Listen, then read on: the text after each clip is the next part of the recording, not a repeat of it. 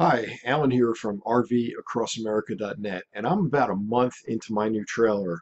And one of the first things that I did was I commissioned a RV skirting company to develop an RV skirt for my trailer. If you followed my posts in the past on RVAcrossAmerica.net, you know I've got an entire section dedicated to winter and several posts that talk about the blue board skirting that I've put together in the past. And that's a very budget way to go. It's effective, but it's very labor intensive and it presents a lot of problems. Like when you break it down, what do you do with it if you're going to travel? It takes up way too much space. In contrast, professionally done skirting does not take a whole lot of storage space, and it does protect the RV in a number of different ways. It creates a barrier under the RV that is pretty much, it doesn't breathe. And what that means is you can build up a core of heat down there. You're not going to have wind get in the way, and you are going to be able to effectively keep your RV from freezing up in the winter. Now, I've had the skirting up for about, I guess, 2 weeks now. We've had nights get as low as about 3 degrees Fahrenheit, and it's working great. So what follows is a series of short clips that I shot that'll be bundled into a couple of videos. I'm not sure how many yet. I'm about to work on that. And it highlights the work done by the technician who created the skirt for my trailer. I'm doing this because I want you to get an idea of what's involved in creating a skirt for your RV. It ultimately ended up being a very full 2-day process. So in other words, they started work on my trailer in the morning of the first day and finished it late in the afternoon of the second day. So this is not something that gets done instantly. It will take a couple days minimum, and in some cases 3 days in order to get the work done. And if you're interested after seeing it in getting a skirt for yourself, I'll ask you to reach out to me.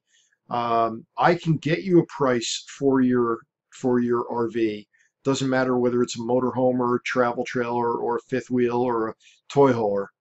And I've made an agreement with the owner of the company that I'm going to be able to save you a few bucks.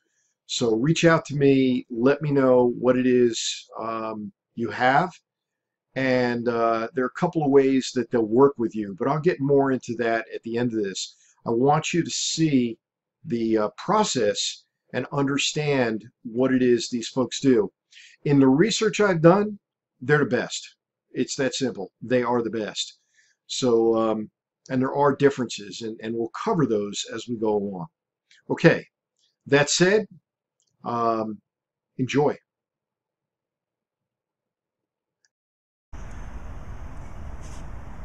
This is Zach with Extreme Covers, and he is beginning to plan out the route, if you will, that the skirting is going to take. There'll be some places where he goes into the fiberglass and uses snaps. There will be other places where he uses the aluminum skirting that's part of this outdoors RV, my outdoors RV, and that's going to use rivets. Basically, Zach is a technician and an artist, and he knows his business. He's planning it out, and in his own words, he said, I've got to love it before I do it, and that's what he's doing right now. He's setting up tape and planning this route so that ultimately we're going to have a superior RV skirt that's going to protect this trailer during what can be very severe winter conditions. I mean, I spend my winters in McCall, and I've seen temperatures over the last 2 winters drop as low as about -20, and I know that the locals tell me, and of course it's probably folklore, but it's been as cold as -50. I haven't seen that. I have seen -35 in Steamboat when I was instructing in Steamboat, but heck, at the very least, -20 is what I expect to be prepared for, and this skirt will be a big part of it.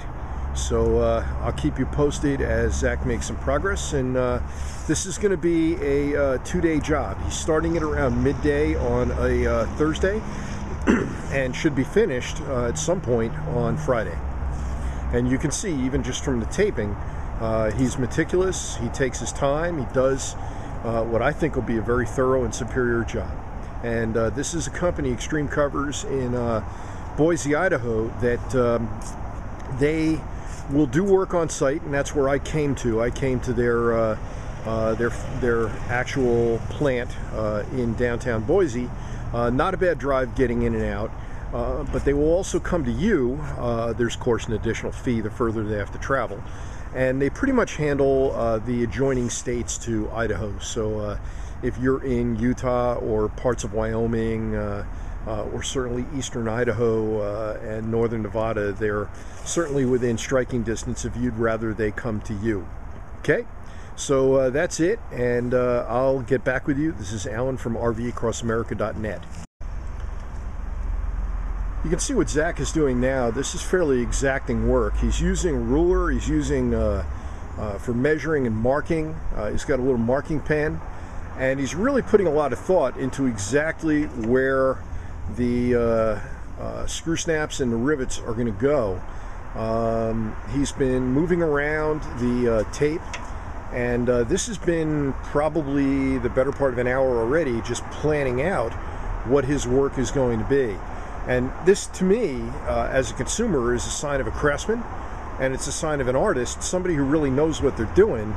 And obviously for you, if you're thinking about having this done, if you're like me and you do find yourself staying in the winter in a camper, that's what you want.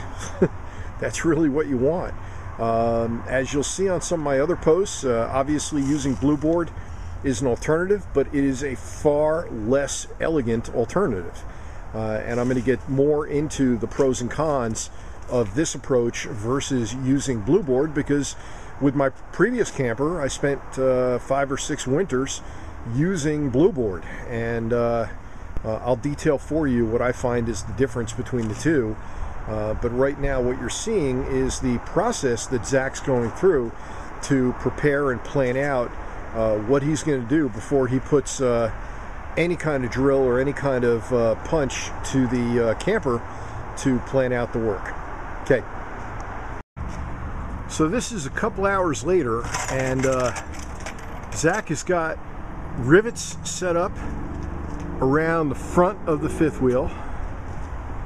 He's got snaps where there is, these are screwed in snaps where there's fiberglass, and then more rivets where we're back onto aluminum.